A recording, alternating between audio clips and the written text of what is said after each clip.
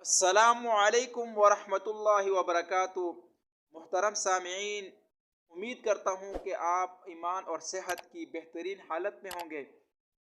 آج میں آپ کو بہت ہی مزیدار اور بہت ہی دلچسپ وظیفہ بتاؤں گا۔ دیکھا جائے آج کل عموماً بہت سے لوگ دانت کے درد کی وجہ سے کافی پریشان رہتے ہیں۔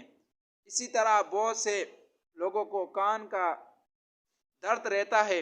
تو میں آپ کو ایسا زبردست وظیفہ بتاؤں گا کہ انشاءاللہ اگر آپ نے اس وظیفہ کو کیا تو کبھی بھی آپ کے ناک، آپ کے کان اور آپ کے دانت پہ درد نہیں ہوگا۔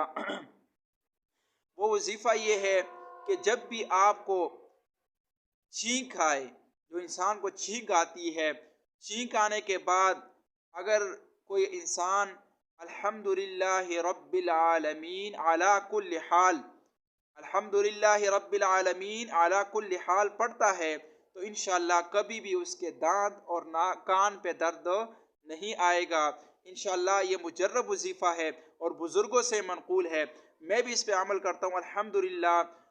پہلے میرے دانت پہ درد آتا تھا، لیکن جب سے میں نے وظیفہ شروع کیا ہے الحمدللہ میرے دانت میں درد نہیں آتا۔